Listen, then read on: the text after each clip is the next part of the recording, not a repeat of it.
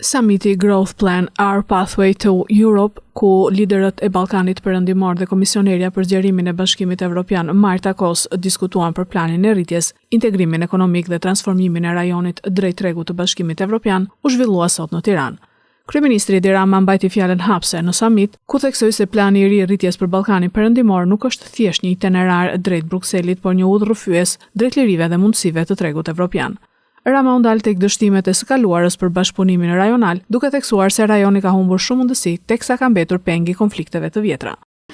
Më mirë vonë se kur mund thot dikush, sidomos pas gjitha atyre shanseve, kur trenat e bashkëpunimit rajonal unisën dhe ne mbetëm në platformë, duke luftuar me mosmarrëveshje të vjetra në vend që të blinim një bilet drejt së ardhmes. Po mblini ta them ndryshe, duke perifrazuar Jean Monnet, në një mënyrë që i përshtatet përsosmërisht frymës së planit tonë të rritjes.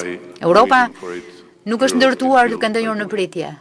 Europa është ndërtuar duke vepruar dhe nuk jemi këtu sot për të shtyrë punën sot e për të pritur kohë tjetër, por të ndërtojmë së bashku atë çfarë na takon të ndërtojmë sot.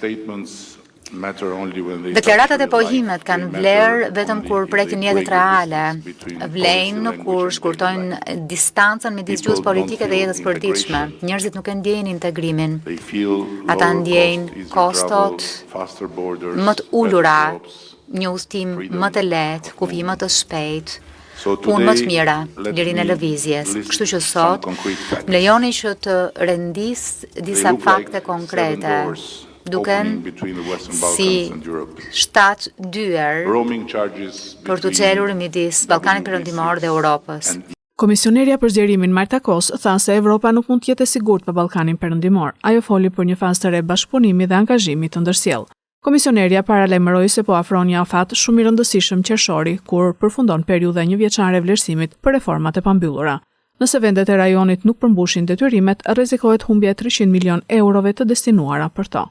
Pak pasi kemi publikuar paketën e zgjerimit të Bashkimit Evropian, e cila ka sjellë një dinamik të re në procesin e zgjerimit.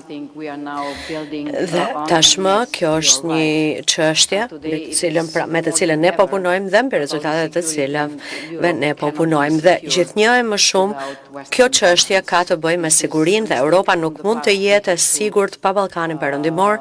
Ky është një gabim që ne kemi bërë në të shkuarën dhe duhet ta korrigjojmë e ta rregullojmë këtë punë. Dhe prandaj jam shumë e kënaqur që këto takime që ne po bëjmë për planin e rritjes po hapin gjithnjë e më shumë dyer dhe ju përmendët 7 prej tyre. Faleminderit për këtë dhe shumë dyer të tjera do të hapen.